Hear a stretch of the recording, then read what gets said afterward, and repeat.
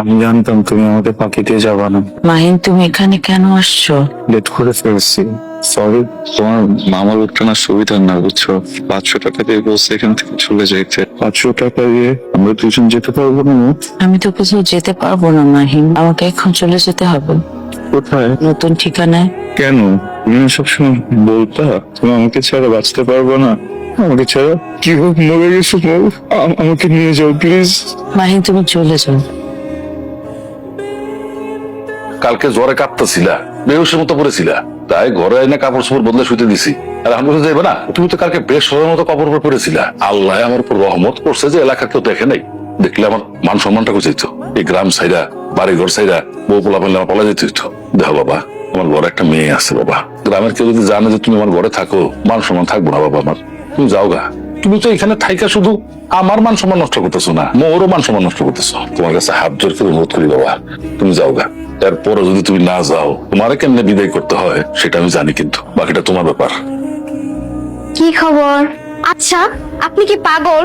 আপনাকে দেখে তো মনে হয় না আপনি পাগল, কিন্তু আপনি কাজ কারবার এরকম পাগলের মতো কেন? এলন, খাবারটা খায়ালন, খাওয়ার পর ওষুধ খেতে হবে। আপনার গায়ে অনেক জ্বর। এলন, আপনার কাপড় কাপড় এত মোটা, ধুইতে ধুইতে আমার অবস্থাই খারাপ হয়ে গেছে। আপনি যদি খাবারটা খান তাহলে আপনার একটা খুশি সংবাদ দিব, যেটা শুনে না আপনার মনটা ভালো হয়ে যাইব। খাবারটা খায়ালন। আব্বা আপনারে মিথ্যা কথা কইছে, অপুর কিচ্ছু হয় নাই। ওই যে কবরটা দেখেন না, ওইটা আমার দাদুর কবর। আপা সবাইরে কয়ে গেছে আপনি যেদিন আইবেন আপনার এই কথা কইতে যে আপা মারা গেছে। আমাকে তোমার আপার কাছে নিয়ে চলো। আল্লাহ, আব্বা শুনলে আমারে মাইরেই ফেলবে। তুমি যদি আমাকে না নিয়ে যাও, আমি তোমার বাবাকে সবকিছু বলে দেব।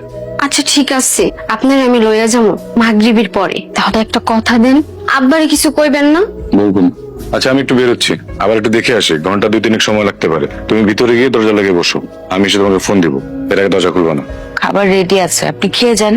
আলগা পিরিত দেখাবা না। যখন পিরিত দেখানোর সময় তখন তো দেখাও না, এখন তো আলগা পিরিত কেন দেখো?